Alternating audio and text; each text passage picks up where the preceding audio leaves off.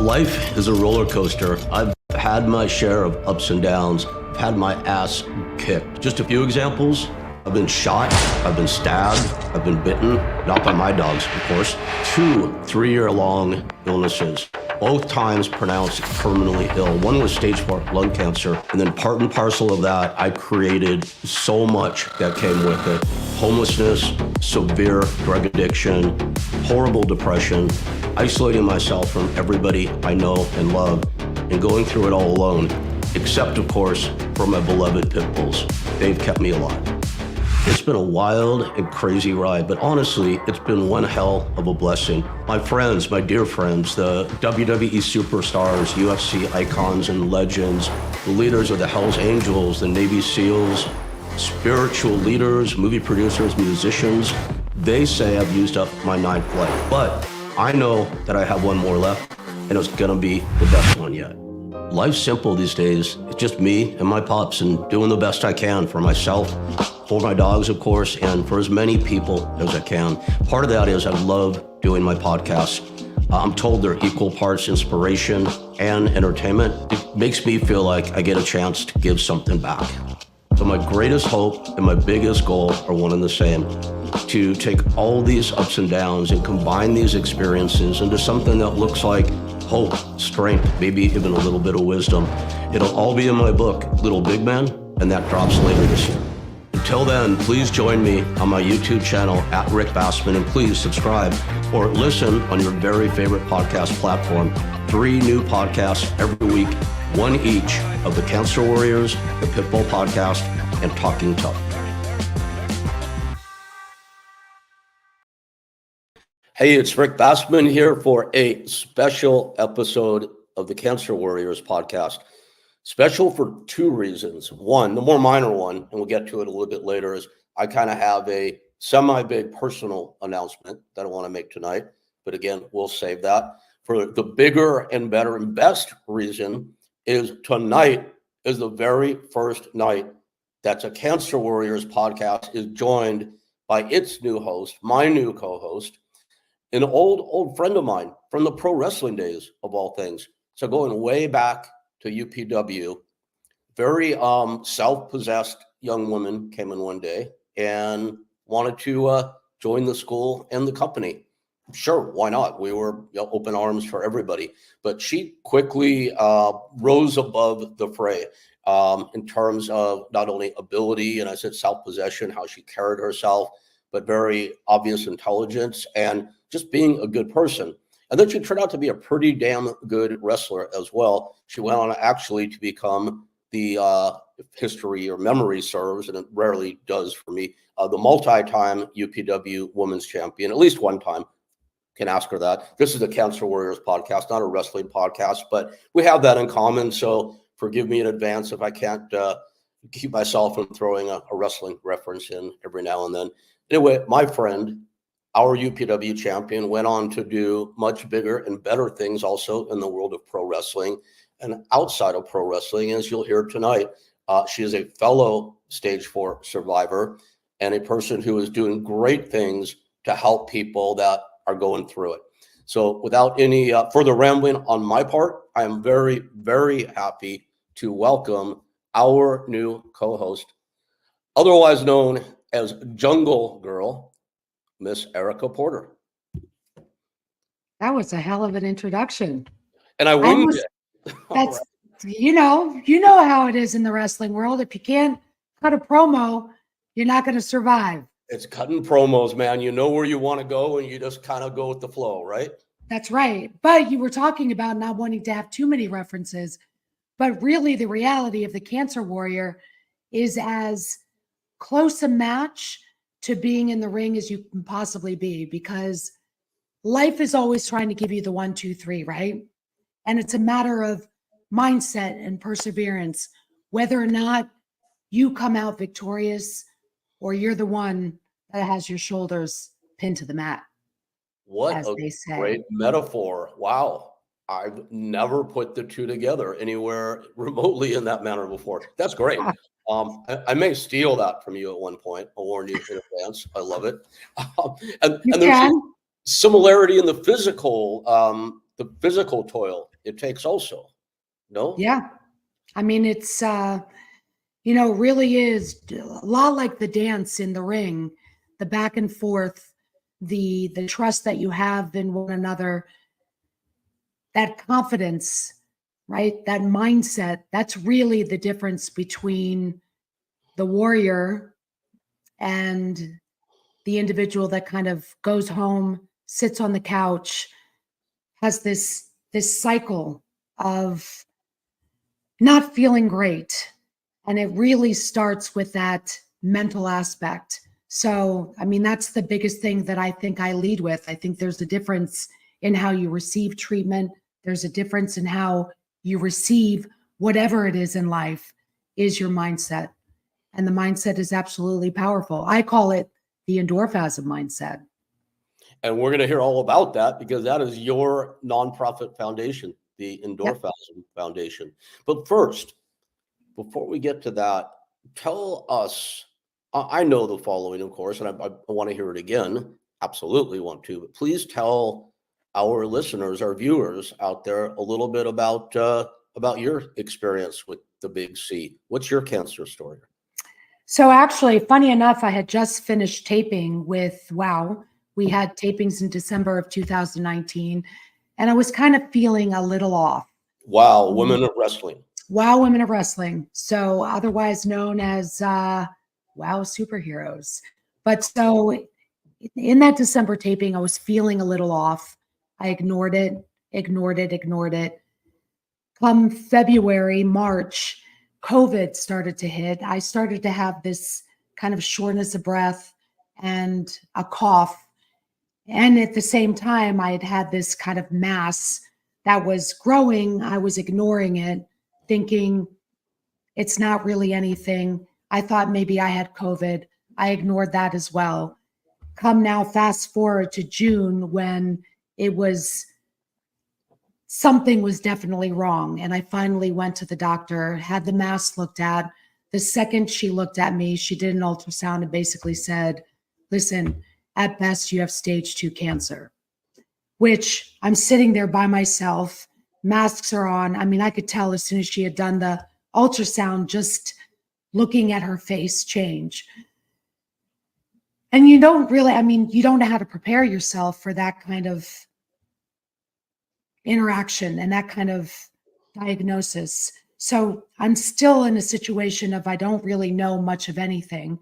She biopsied me right then and there, sent it away. I had the results back the next day. Still not a staging, but it was breast cancer, estrogen, progesterone positive, HER2 negative. So at least the better of the cancer types when you talk about breast cancer. So it wasn't until I had gone and I'd met with the oncologist and said, hey, listen, I'm having shortness of breath. I have this cough. I don't know if it's anything, but it might be something. So he said, well, listen, we'll do a CT. If it's anything, then we'll just kind of restage and redo the treatment options. So the next day I received a call and he said it is spread to your lungs. So instead of a stage 2, it's now a stage 4. As it's distant, it's reached another organ. So we reevaluated the treatment plan and I started chemo right away. While I was doing chemo, I was on round 8 and I started to have excruciating pain in my lower back. Now, I'm a fitness professional. I've been a fitness professional for 30 plus years. And so I know when there's injury and I know when it's not injury. This was not an injury related pain that I was feeling. So they sent me in for a emergency MRI. So it showed that I had bone mets, which was now lesions in the bone. So now we stopped the chemotherapy. I went into radiation right away and we changed the treatment plan. So bone mets are stable, lungs stable, everything is stable. I'm now June of 2020. We're now January of 2023. I'm doing great. The last time we spoke, I was having trouble talking, but It's not related to the cancer. So it's been this ongoing laryngitis thing, which is crushing me because I like to talk a lot, but that's where I'm at. So again, I'll get back to through the diagnosis, people ask me, are you mad? Are you sad? Are you angry? What's going on? And for me, I feel, here's the mindset. I feel like I have a powerful position and I have the ability as someone who is living with cancer to deliver a really powerful message. And that is the power to move through cancer. And that gets into what the Endorphism Foundation is all about. So am I sad? No. I actually think who better than me to deliver this powerful message and to be the voice and the poster child for what the narrative should be. Cancer is part of my story, but it is not my entire story. And so I think that's a really, really powerful message. Yeah, to not define who you are by any means. I think it's a great message to have and a great position to be in. And I can tell with you, it's very, very genuine. Sometimes people can speak the words, but it's maybe them trying to convince themselves or somebody else about something they're not really feeling. I can tell that this is like the very fiber of your being. From the time you got all that information, 'cause you got a lot of radical information in a very short period of time. Yeah. And a lot of curveballs were thrown because your treatment's changing, your protocols are changing. From the time you were first diagnosed to coming to the place where you feel powerful, where you are now, how much time was between diagnosis and adopting that mindset? So I don't know that I had to adopt that. I think that that's just been who I am. I think at the very core of who Erica Porter is, I think that's who I am. I think that, and we spoke about this before, there are two kinds of people in the world. Those that allow the world to impact them and those that choose to impact the world. I choose to impact the world. So what is thrown at me, the curveballs, as you say, are not what I lead with. I lead with that doesn't right. We're all terminal to some extent. I mean, not to every extent. We all have a day that's going to come. We're not stamped with an expiration date on the bottom of our foot that says, okay, on January 24th, 2023, that's it. You're exiting this planet. We all have an exit day. We don't know what it's going to be. So you have a decision to make. Am I either living or am I dying? And a diagnosis should not change that. When you look at your life, and I try to back into life, I look at if I wrote my obituary, how do I want to be remembered? What impact do I want to have on the world? And from there, that's how I lead my life. So I don't even want a conversation about, oh my gosh, I want to be known as a badass. I want to be known as somebody who has made an impact on people's lives. And so I am very deliberate with the choices that I make every single day. And maybe I'm even more deliberate now than I was before because I really have a message and I want to convey that we choose our own narrative. We hold the power with everything, our choices, our mindset, our words, all incredibly powerful things. And I'm in a position where I really feel through the experiences that I've had in life, and not just this one, but this one's a big one to say, hey, listen, even when life is trying to pin your shoulders to the mat, you still have an option. There's always a way to get out of that pin. There's always the mindset that can overcome any obstacle. And that's the most powerful piece of all of it. Absolutely. And I want to bolster this. So beautifully said, and there's no way I could improve on that, but I want to speak for a moment and repeat what you said in a bit of a different voice. Sure. Anybody out there listening right now who may be in it, I don't like to say in the war, in the battle, because it kind of has the wrong connotation to it, but you know what I mean when I say it, obviously. So let's say anyone who's in the battle right now that does not have your mindset, which I dare say would unfortunately be a lot of people. That was me, God knows. They've got to be going, wow, oh my God, that's amazing. I could never do that. I could never be like that. I was one of those people, and I want to talk a little bit about that. But I'm here to say that anybody out there who listened and heard what Erica said, that admire that and don't think that can be you, you're wrong. And I'm saying wrong because this is a good thing. Sure. Yeah. This is a good place to be wrong. Anybody and everybody, no matter where you are, no matter how sick your circumstances, you have the ability to change your mindset. That is the one thing you control more than anything else. And I'm guessing you and I will probably spend some time, not only on this episode, but all episodes, maybe guiding people a little bit how to do that, offering suggestions. If you're out there listening, know that it is possible. And as Erica said, and I would agree from here to each, I posted an incredibly long blog a couple nights ago that it's a long title, something to the effect of the 7 components, in my opinion, most necessary to not only survive cancer or any major illness, but to thrive during and after. And I have a list of 7 components, and I have a 6-way tie for second place. And they're the types of things you would imagine: nutrition, exercise, support system, having the right doctors and medical plan. Far and away, first place, mindset, no doubt about it. And I think we'll get into that quite a bit here, and as I mentioned, going forward.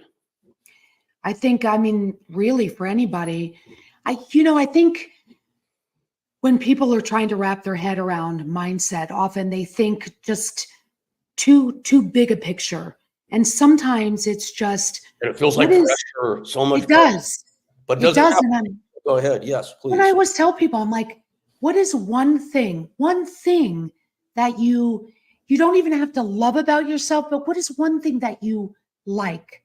What is one thing that you admire? What quality? And lead with that. Yeah, lead with that one thing. Can you take right now? Yes, absolutely. Sorry, I have a tendency that's powerful. into what you're saying. So go on, please. No, I think just leading with that, and I tell people, I say, one of the things that I think is really something that can change who you are and can change you daily, right? Because if you have this moment and then it's gone, it's what can you do in this moment to then change your future self?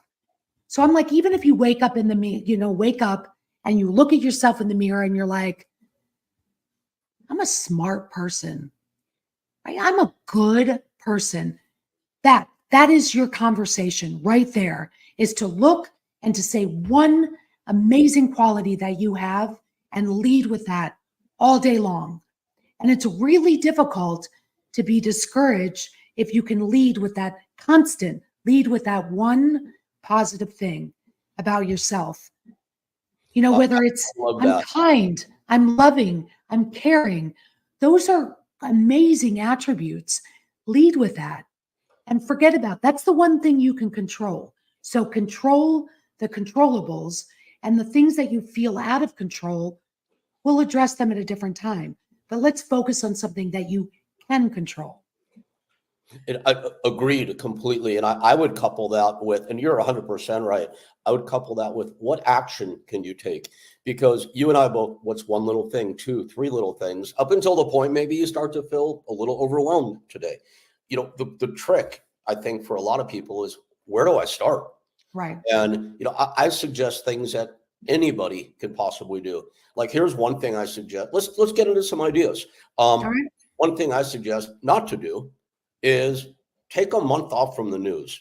Not just CNN, not just Fox, but both of them and everything else that goes with it. I mean, there are studies, so you'll be apathetic. You won't know what's happening in the political spectrum or around the world for a month.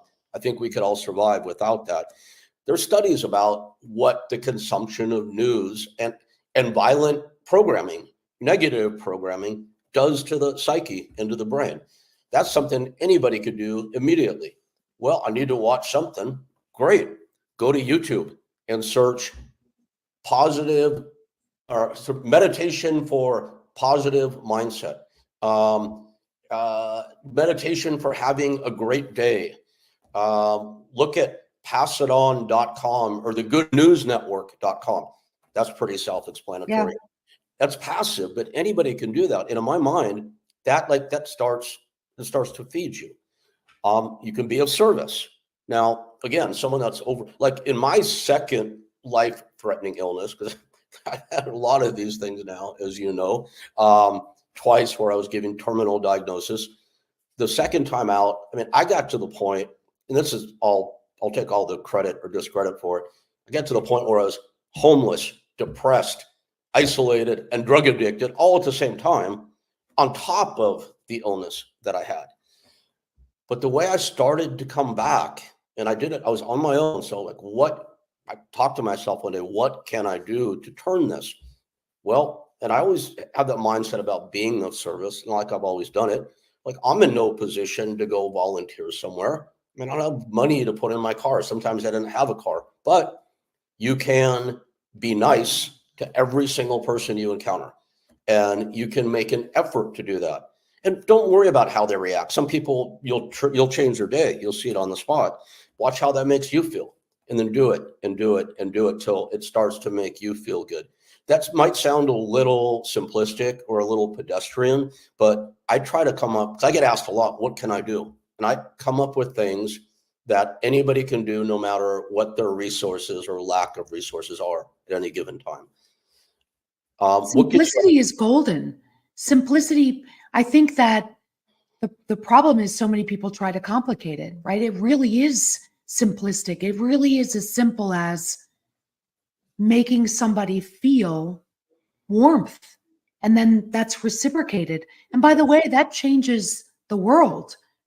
You know, when you can just smile at someone and receive that back, it starts to be this kind of pay it forward, this kind of Absolutely changing the trajectory, and just it changes everything. It has a cumulative effect. And you know, that person, I'm going to think about the person. Okay, I admire so much who you are, and the way you handled your news, and the way you made it almost a positive, actually a positive immediately. Now, let's talk about the opposite type of person, me. When I was first diagnosed a million years ago, when I was 16 years old, I was stage 4 lung cancer with a 6-month survival prognosis. Oh my God, Erica, I was like the opposite of you in every way, shape, or form. I was fatalistic. I was mad. I was sad. All the things you were talking about Right. at the beginning of this podcast. I was probably not a very pleasant person to be around. I did nothing positive for myself. I lived on McDonald's. I probably watched every bad movie there was to watch. I didn't know any better. You know, I was a Right. teenage boy, and this was back in the days before like meditation was a cool thing, or really even known about. The Secret was a thing of the distant future. But oh my God, it's like I did everything wrong. And I also didn't have a mindset to even think about trying to find out what was right or what could be helpful. So the reason I'm bringing this up is you and I both know, and we come across people in these situations every day that are very much like I was at that time in my life. So if you were talking to the 16-year-old me right now, and you were telling me, you know, or we were talking to the 16-year-old me, and we're suggesting the things you and I are suggesting, my response probably would have been, I am too sick. I have no resources. I can't do any of these things. It's too much. And I would respond to him now. Let's break it down. Let's find the one thing you can do now, and let's repeat it. And let's add the second, and let's add the third. And one of my 7 ingredients or components is having an advocate also. If you're so lucky to have that, that's not something we can control. If you need to, you have to self advocate for yourself. Right. Find 1 or 2 things that work. Anybody out there listening that was like the 16-year-old me, you can turn it. I 100% not only believe that, I've seen it happen time and again. Yeah, I mean, you can turn it. I think that a really kind of great analogy to put that kind of to really feel and to see what that is if you had a backpack on And for every negative self thought, word, just all the negativity, and you put a brick every time you had a negative thought, every time you did something that probably was not the best choice, and you added brick, brick, brick, very quickly you're going to find yourself pinned to the floor. But that doesn't mean you have to stay there. So sometimes, I mean, you're not always going to take all the bricks out at once, but you can remove one at a time. And that's whether that's finding a mentor and listening. And I think that what I would tell a lot of young people, and what I would tell even people who are older, struggling, feeling that anger and not really knowing where to start, is just to say, brick by brick, one brick at a time. And sometimes, we take 2 steps forward and we take 1 step back. But guess what? We're still 1 step further ahead than we were when we started. So then it might be 3 steps and 2 steps back, but you're still ahead. So it's to remember that, I think, giving yourself grace too, to say, listen, Absolutely. I might wake up days and I might be like, that just might be where I'm at. But then I'll bet you can turn it pretty quickly, though. You can turn it pretty quickly. There's a methodology that we can suggest to help people do that too. But go ahead, please. Yes.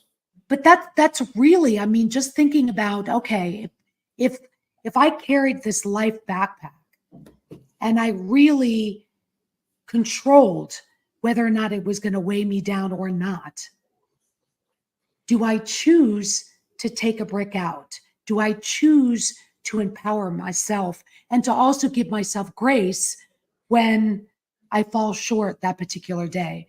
To remember that every single day is an opportunity to move forward. Every day, every moment, we have choices, and that it's not, and everything is cumulative. So it's not like I make one bad choice and all is lost.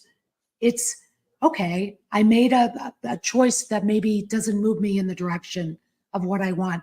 But sometimes I really feel it's important, because you were talking about what's actionable, is to really put down, what do I really want for myself? What do I truly desire? And there's 3 steps. It's desire, action, focus. What do I truly desire? Define it, say it out loud, write it on paper, whether that's, I want to have a more positive attitude. What are the actions that are necessary to get it? Write them down. Like, write, what do I need to do in order to achieve that? And then the focus is where most people kind of lose it. The focus is, even when I don't feel like doing it, I do it anyway. It's like exercising a muscle in the gym. Yes. Absolutely. What I want is the most important thing. But to remember that even in that process, we have to think of ourselves like children, right? Nobody came out of the womb like sprinting and getting it. We learned, we fell. And hopefully you had a parent that was like, you can get back up, take steps again. To remember, we are going to fall. But that's part of the beauty of being human. Okay. It's like you said, learning. Steps forward and steps back. I wrote in my book a few years ago, I remember this day well, I was writing about steps backwards and forwards. And at that time, my poor me list, homeless, depressed, drug addicted, and in pain, all that. I remember very clearly when I decided one day, after hearing, reading every now and then something positive or nourishing, or listening to something and hearing people say, you can make a change. I didn't have my mind on how I could do that, but I chose to believe it was possible. And I remember making that choice. I don't know how, but I believed. So I'm like, what can I start doing? And like, one very simple tool that I adopted, I don't know if I heard this somewhere or made it up myself, but I remember hearing that if you're sitting there, like you and I are sitting here right now, everybody else that's listening sitting there, standing, if they're on a bike, whatever they're doing, you could shut us off right now, have no stimulus in front of you at all, nothing going on around you. And you could be happy 10 seconds from now, or you could be sad 10 seconds from now, or have any other variety of emotions, angry, giddy, whatever it might be, by what you choose to let into your brain. And that's a pretty powerful statement when you really think about it. I mean, if you're not in the midst of fight or flight, if you don't have the proverbial saber-toothed tiger chasing you, you have a choice what thought to adopt at any moment. And this tool, again, that I don't know if I made up or heard, was I got into the practice of flexing a certain muscle. And it was this: when a negative thought started to enter my brain, I told myself, sometimes out loud, stop. That was it. Stop! Exclamation point. Part two, take a deep breath. I mean, you know how many people go through an entire day probably without taking a deep breath? I think that might have been my first one today that I just took. Stop, take a deep breath, and say to yourself consciously, now that I stopped that thought, I'm going to replace it with a positive one. To me, that's like a really elementary step anybody can do at any moment to start to turn stuff. And as I wrote in my book, I referenced a few minutes ago, I remember when I was that homeless, depressed stuff, I looked at my life as every day taking 9 steps forward. I'm sorry, 2 steps forward, 9 steps back, 3 steps forward, 14 steps back. And then I started to stop, replace it with the positive thought, take a small action. And Erica, I swear, a year or so later, I remember one day going, oh my God, I had net positive steps today. And that was like the first day in forever, it seemed like. And it wasn't like even that my outward circumstances had changed that much. They started to change, I think, because of the action. Sure. But they changed because of my thoughts. Then the outside circumstances changed, and my attitude got more positive as I continued to flex those muscles. Then the circumstances got better and better. And look at me now, wealthy and good looking. See, who would have known? There you go. I know, right? Anyway, oh gosh. Yeah, so I have some news for you. So I have stage 1 brain cancer. And I just got this news about 8 weeks ago. And you might say, well, why don't you know? And I don't want to get into much of a ramble, and please jump in and save me at any moment. But I don't know the exact date I got the diagnosis. I don't know the exact date if I don't consult my calendar when my next MRI is, because I've chosen not to memorize these dates and focus on these things. And it's part of like, I'll do it when the time comes and I'll make sure I'm ready for it. But I'm not giving the diagnosis power, if that makes any sense. And Erica, like I said, 40 years ago, when I was stage 4 lung cancer, and I was the world's worst patient, or one of them. And then 2013 to 2016, when I had my second life-threatening terminal illness, it wasn't cancer related, but it was a 3-year run, just like my first one was. It's not that I was a good patient or a bad patient. It's just like I was a mess circumstantially. And then things started to change, and I started this podcast. And on this podcast, the Cancer Warriors talk about, and I've said so many times, like, it's speaking with a guest like you, who really, in my opinion, has it together, has the right attitude, had that from the beginning of their diagnosis or close to the beginning. I'm like, yeah, I always wonder if I were ever, God forbid, diagnosed with something again, how I would treat it. But I have to believe I would treat it the way I talk about it now, and my guests talk about it now on this podcast. So I was diagnosed about 8 weeks ago. And one of my first thoughts, and part of my language, was, well, Rick, you better fucking practice what you've been preaching, buddy. And here we are. Anyway, that's my announcement for the day. Fun. Well, but I will tell you something that's really, really interesting, because you talked about, I'm not going to give power to the cancer and knowing the date. That is something that lives very vividly in my mind, is the day. And maybe it was the circumstances that led up to it, I happened to go on a vacation with my family right before. It was that like ignorance is bliss. I didn't know anything. We just like lived like nothing was, everything was normal. And so that I think is part of the important piece, is that you have to continue your life and try to keep it as normal as possible, because otherwise then the disease has overrun your entire life. You let it And that's when you become consumed, especially if, I have scans every 3 months. I take chemo pills every single night. So if I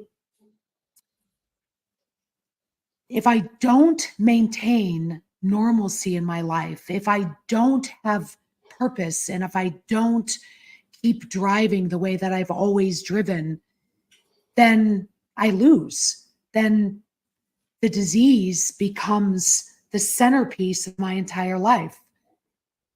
And that's a really dangerous kind of road to travel down, because then everything, you are consumed and you have this victim mentality. That's when you start to become really angry and sad, and this vicious cycle of why me? All of this starts to happen because you've allowed what has happened to you to become the centerpiece of your life, becomes the narrative of who you are instead of something that's happened to you. absolutely can define who you are. And if what we're talking about applies to anybody out there that's listening right now, that's okay. Don't guilt yourself over it. And No, I know you'll agree with this. You can change. You can turn things around.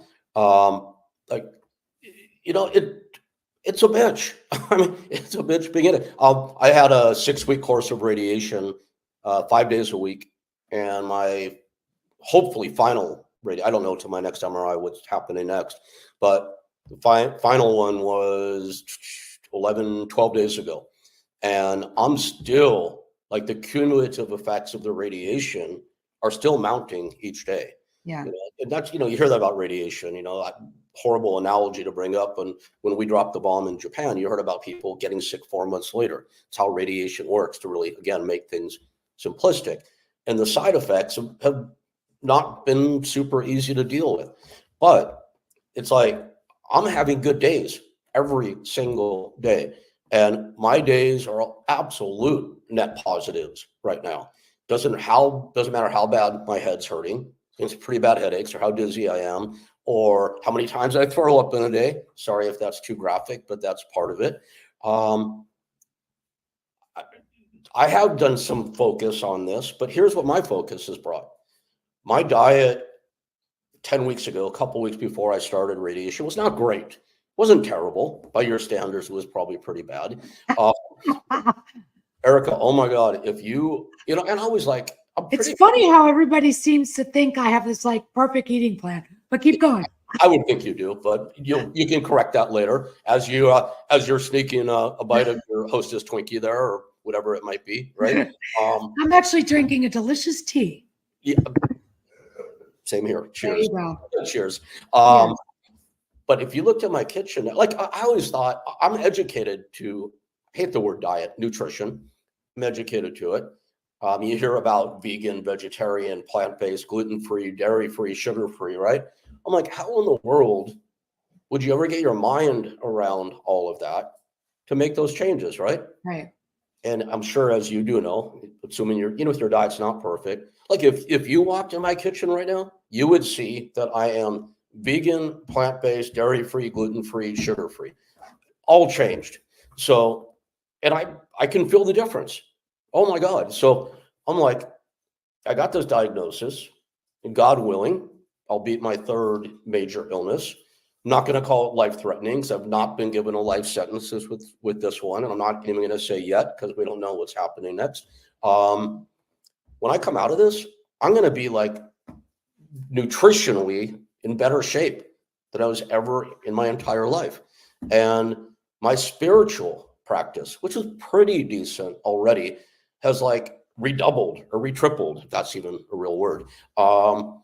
And I'm like finding new modalities every day, and it's fun. And I'm just reading positive stuff and doing positive stuff and thinking positive stuff, which is kind of sort of my mode already, but it's all been amplified and multiplied. So that is the kind of focus that is attached to my diagnosis at this point. So in my mind, this might sound really ridiculous, but in my mind, let me back up. I take a long time, to explain things. I'm in the world of pit bull rescue, as you know, it's a big part of my world. And I was talking to my rescue buddy earlier today, Kyle, and he's also a big MMA guy. And I'm like, we're talking about our origin stories in rescue.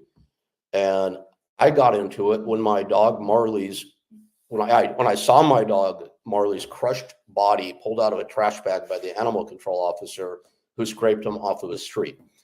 And it was like, yeah, right. It was one of the absolute worst moments. When was that? Sorry? When was that? 15 years ago. Wow. So, like I told Kyle today, because we were philosophizing with each other, us two like tough rescue guys. And I'm like, dude, if you were standing there at that moment and you said, when Marley's body was pulled out of that bag, you said, Rick, this is happening for a reason. Something good is going to come out of this. I'm like, Kyle, I would have kicked you right in your fucking head. Pardon my language, and I will cuss. But that's right. So will I. Right. It makes the point, right? And I'm talking to him today going, dude, I miss Marley. I'm sorry that ever happened. I feel like I let him down. But if that hadn't happened, I wouldn't have my 5 beautiful pit bull babies around me right now. I would not have my own nonprofit foundation, the Boy Dog Rescue Coalition. I wouldn't have met all these people who have become friends and mentors and students. I would have had a hand in saving thousands of pit bull type dogs over the years and finding my greatest passion in life. Well, the point of all this is it's like I got diagnosed with brain cancer. People might go, oh my God. I'm like, it took me about a minute to go, okay, I'm not psyched about this, but what good can come out of this? And I'm already finding it. And I have to say, I'm pretty proud of myself. It's pretty awesome. I'm proud of you too, Rick. Thank you. Appreciate that. I think that there are always silver linings, you know, but you have to be willing to see them, you know. So I think opening your eyes and opening your heart is an important part of life, because in all of our moments, in all of the circumstances, and give yourself permission to feel all the feels, because I always tell people, you don't need somebody else's perspective to give yourself permission to feel any sort of way. So people are like, oh, you know, put your life in perspective. People have it worse than you. I'm not living their life. I'm living my life. And so it's not always highs. So you have to give yourself the permission to feel the lows and to honor and respect that. But then you have to, if you're going to have a pity party, give yourself a period of time and say, okay, that's it. After this period of time, that's it. So whether it's you got to have a good cry, or, you know, if there's something that you do that can kind of just be in that moment, let it suck for a second, and then you got to snap out of it, because you don't want to live in that space. But you have to honor that our pain is what it is. Our sorrow, all of those things are relative to each and every one of us. Your pain is going to be different than mine. And so honor all the feels, but then be open in both mind, body, and spirit to what's possible and the silver lining in things. I would wholeheartedly agree with everything you said. And I mean, there's no debate. It's truth. It's gospel. What can somebody do after they've given themselves permission to be in the pity party? I'm always about what's like a very palpable thing someone can do. I remember a pro wrestling friend of mine, pro wrestling reference, Juan Thompson, You wouldn't have heard of him. He didn't go too Yeah. far in business, but great guy. He goes, something my mom has taught me when I was growing up. If I wake up not feeling good and I start to get sad or get depressed, I'm like, okay, I recognize this now. Ready, one, on the count of three, put your feet on the floor, stand up as tall as you can, put your arms up like that, throw your head back and smile. Okay, now restart. I think there's always something, right? And Yeah. I think if we give ourselves these little tools, whatever works for us, we've all heard the term setting ourselves up for failure. It's so easy once you start to do it to set yourself up for success. Yeah. And you do, and it's a practice, right? Setting yourself up for success is not just something that happens. It is a practice. It is incredibly mindful and purposeful and deliberate. And I don't think if you talk to any person, and success is different for everybody, right? But each person in their level of success, it has been very deliberate and it has been mindful. And so you have to do that. It's, we were talking about simple things that you can do sometimes, listening to a podcast, something that kind of can change that mindset. And sometimes I will tell you, even when you are not in the mood to kind of absorb that, comedy, something that will make you laugh. Just even if you take 15 minutes and listen to some kind of comedy that you really like, I beg people when they're just laughing hysterically to try to be sad. It's really hard. That's great advice. And It's really hard. love that advice. And it's so true. And even if it's, if you can't concentrate, have it on in the background. I mean, Right. anything. It's like, here's another one. When you go to sleep at night, I want to challenge everybody to do this for a night or a week or forever would be better. Turn off the ringer on your phone. I mean, unless you're on call for something you have to be on call for. Right. Turn your ringer off. Put your phone on airplane mode. Turn your Wi-Fi off. First of all, let's not even get caught up in the science of what the waves are supposed to do in our brain when the cell phone's close to us. There's something in the back of our head that keeps us on edge or on pins and needles, wondering what text message or email or however we do our communication, Snapchat, Facebook, in my case, MySpace, whatever you do. Did you just say you use MySpace? I was being facetious. Okay. I wanted to see if you were paying attention to my endless rambles here. And you were. Thank you. But that was a test. I got it. I mean, turn all that shit off, and it frees your brain. And before you turn everything off, find that comedy that makes you laugh hysterically, audio. Find a super pod. I don't know if you're religious. Download something from a Christian, Joel Osteen. I don't know if you like a good dose of rah-rah. Download Tony Robbins. Whoever your choice is, right? Sure. I'm not endorsing either or talking negatively about it. Whatever your choice is. Listen to the Cancer Warrior podcast. Listen to that. Yes. But download it. That way you don't rely on your Wi-Fi connection for it. And when you get to bed, hit play. And if you fall asleep, great. It's entering your brain. There's a start for you. Yeah, that's good. It's good. There's so much. It's true. Well, the sad thing is, I think that, speaking of kind of social media and that kind of thing, I think I'm so torn when it comes to social media. I understand the amazing benefits it can have, but it also is destructive.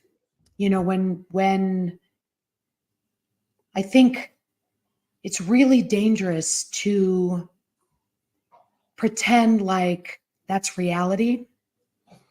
And it's okay to get lost, like to watch little reels and funny things. I mean, there's great dog and cat videos and things that make you smile. But I think when you go on to anything And if it negatively impacts you in some way, get rid of it. Get rid of it. You're preaching to the choir, my friend, and without getting into the politics of it, 'cause I hate politics and I don't do politics. You know, and the fact that, in my political opinion, the internet is the most evil invention in the history of mankind. Apart from that, it's social media is no different than what books you choose to read, Right. or what music you choose to listen to, Right. or what shows you choose to watch. You said there's great dog and cat stuff on there. It's no different than the food you choose to eat. Are you eating vegan, plant-based stuff like me, or Twinkies and ho-hos like you? Right? It's like it's all just based on your choice of what you expose yourself to, I think. And if you have the discipline to go onto Facebook and Snapchat and MySpace or whatever else is out there and read and look at dog and cat stuff all day Rick, long. I don't think MySpace even exists I anymore. don't think it does either.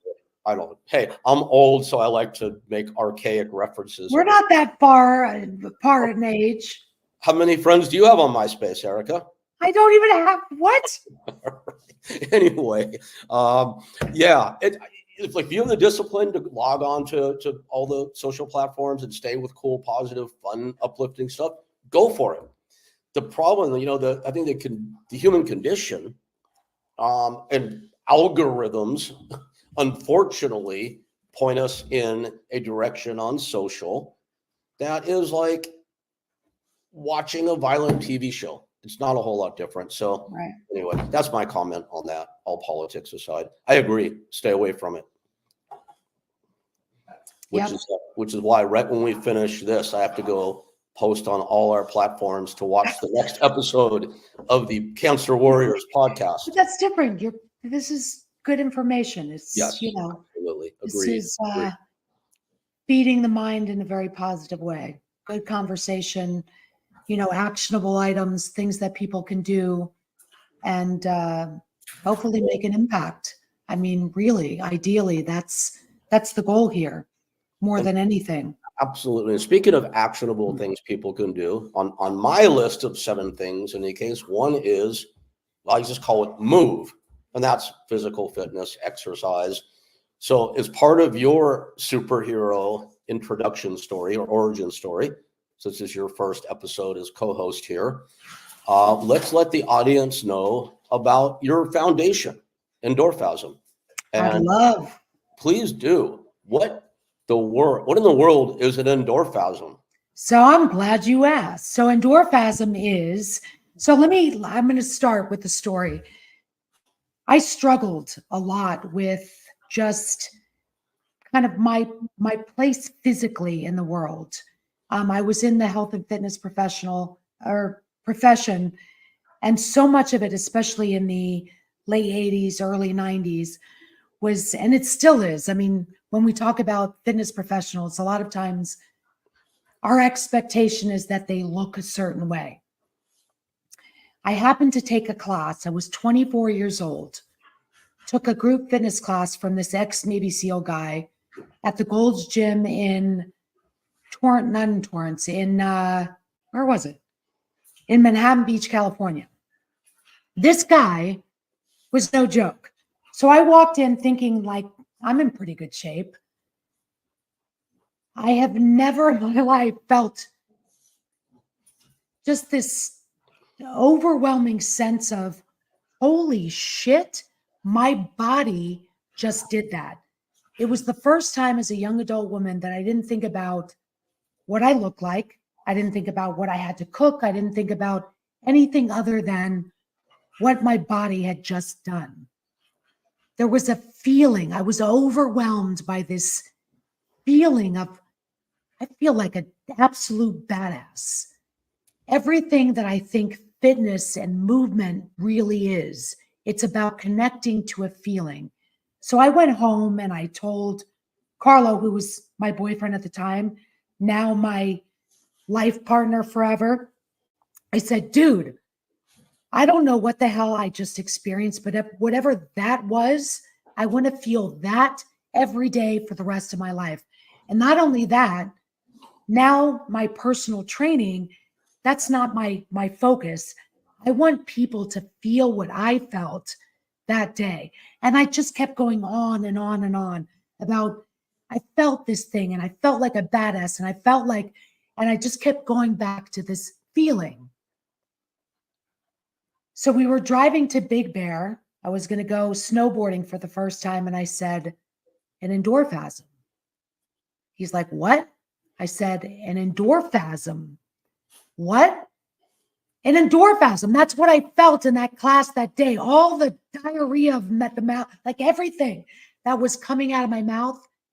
That was the one word that captivated what I felt in that moment.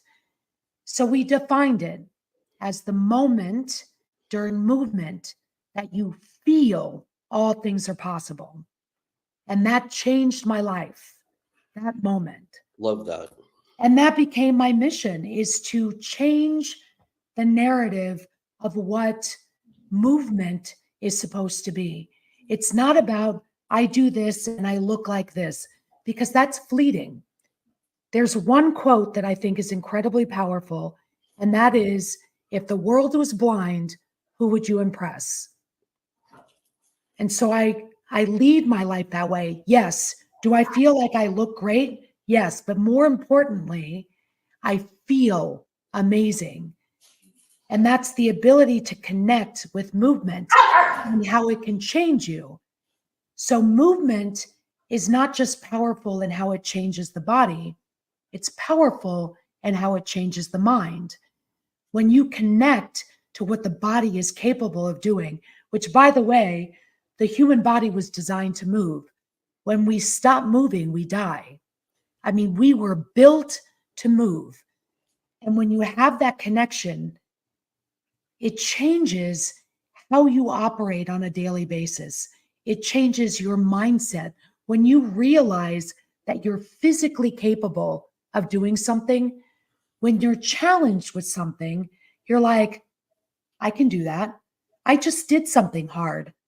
I know what I'm capable of doing. I can do that. And so when I got diagnosed, what I realized is we relinquish our control to the medical community. And we're praying, God, I hope they get this right. I hope that whatever treatment plan they put me on is the right one for me. That's going to help me live a long, happy life. There is an aspect of treatment that's ours to control, and that's self-care. Self-care is ours. That is something that nobody can deny us. And the medical community needs to start talking about how powerful movement is through a cancer diagnosis and beyond. So I founded the Endorphasm Foundation to empower individuals diagnosed with cancer to move through cancer and beyond, because it doesn't just change your physical well-being, it changes that mental, that emotional well-being. So the individual that wants to come home and goes through treatment and curl up in a ball, and that becomes their narrative, and they're tired and they don't feel like doing anything, and they get this victim mentality. It changes them in that it seems counterintuitive that the more you move, the more energy you will have. But that is the reality of it. And so the foundation, we have partnered with CETI, which is the Cancer Exercise Training Institute, which is, I mean, the pinnacle of what exercise oncology is. We have the ability to work with every cancer variable, with every treatment variable, and be able to work with these individuals, assess them, and be able to change and improve and empower them as individuals, and to control an aspect of their care that is theirs. And so we do this and we offer these services free of charge. And that's the Endorphasm Foundation in a nutshell. So for any information, endorphasmfoundation.org. And the story's there. What we do is there. You'll see that we're starting to evolve and partner in various cities. So So that's big picture I have for the Endure Fast and Foundation. So it's not just local here in Richmond, Virginia. It's going to be a nationwide service. Well, I'm here in Southern California, and you just provided me with a huge dose of inspiration. See, I'm going to be personal and selfish for a moment now. I love what you described, and it's for everybody. And I hope it ends up being as wide reaching as you're imagining and beyond, because it deserves to be, and it should be. And God knows people that are going through the cancer journey should avail themselves of it and could use it. So I was telling you a while ago how proud I was of myself, pat myself on the back for what I'm doing nutritionally and spiritually. And I was equally proud of myself what I was doing physically up until about 3 weeks ago. And I hate to admit, I kind of sort of adopted the attitude that, oh my God, this radiation is kicking my ass so badly, I just can't do anything anymore. And I haven't done anything for about 3 weeks. And I know that's not true. I know what's not true is that me telling myself I can't do anything. Right. You could do something, right? Yep. So for people that are in that mindset that I just described to you, how do you get somebody started? You have to start. And sometimes that's just baby steps. Sometimes that's just saying, okay, listen, you probably still have to run errands. And so I tell people, I'm like, if you can, as long as there's not a balance issue, as long as you're capable, is to maybe, if you have to go to the grocery store, park as far away as you can. And just those additional few steps into the grocery store and to do what you're doing makes a difference. It makes a difference. And movement is cumulative. So it's not like you have to think of, I've got to do 60 minutes. Otherwise it's worth, otherwise I might as well not do it. That's really not the case. So it's something where take breaks throughout the day. Get up, go outside if you're able to go outside. Walk to your mailbox if you're able to do that. Try to keep your life as normal as you possibly can. Run your errands, do those things as long as you're capable. Park a little bit further away. Ask a friend to go for a walk. If you have an animal, having a pet is something that's really powerful because they force you to stay on a certain routine. My Take dog the dogs outside. yours because I have to get up and feed Yeah. them twice a day. Yes, absolutely. Those little things. And I think honor that, right? So appreciate even if it's just parking a little bit further away and it's 5 minutes, that is something. And you should embrace and you should honor that. 5 minutes is 5 minutes. There's always something you can do. Eric, There's always. I kind of feel like I was on the right track then because I was bragging to my friend about 3 weeks ago until I stopped. I'm like, I'm working out like 10 times a day. And they're like, well, how's that even possible? I go, because, normally I could do 50 push-ups, no problem, right? Right. It started to decrease. I'm like, one workout was 20 push-ups. Then another workout is I grab my 10-pound dumbbells. This from a guy who once bench presses on body weight 43 times. So I'm like, I grab my 10-pound dumbbells and just do 100 something, whatever it You weigh is. 20 pounds, Rick? I'm sorry? My So body what weight? do you weigh? 20 pounds? 25. But that's all right. No, I went at 135 pounds, which is one big plate on either side. I once bench pressed my body weight 43 times and I won that contest. But That's impressive. was another lifetime ago. But I was doing like these, and then I would like do 20 squats. There's a workout. So I was doing like 10, and I'm sorry, I forgot. Every podcast I do, I usually remember to say at one point during the podcast, we're going to be interrupted by an explosion of 5 pit bulls barking. I forgot to say it today, but here's the barking. So that's part of my blessing, are my 5 beautiful pit bulls. That's their affirmation saying, hey, Rick, guess what? You could probably do 5 push-ups. You got to get up from your seat, right? I'm like, anytime anybody is seated, when you go to standing, that's a squat. So do that 10 times. Get up and down from your chair 10 times. There are things that people can do every single day without overwhelming themselves, without having to say, oh my God, I got to do 60 minutes. 5 minutes is cool. That's great. 5 minutes today might become 7 minutes tomorrow, might become 10 minutes the next day, might become 30, 40, whatever it is. Just now, what can you do right now? Forget about what you're going to do tomorrow. Today, what are you going to do today? I was going to ask you to command me to do something, and you've done it. I got it.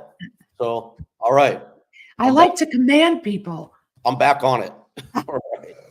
Cool. Yeah, you got to dude, you got to do it. Done. Nobody's going to do it for you. It's happening. And guess what? You're going to feel amazing when you do.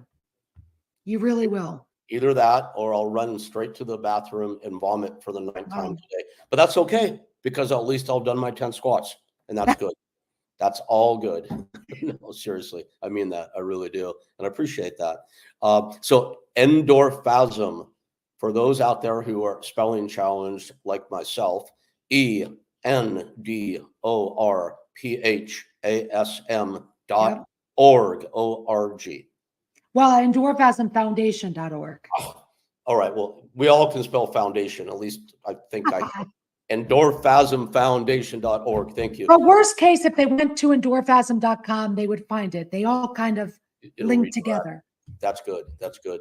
So, Erica, I'm so glad that we have joined up for this. We've got some cool guests coming up soon and a very special live podcast with an all-star panel. And I think we can just leave it at that for tonight, and we'll do our big announcement soon. That'll be cool. What do you hope you/we can accomplish by doing this Cancer Warriors podcast? I think truly changing the narrative of what it means to be a cancer patient.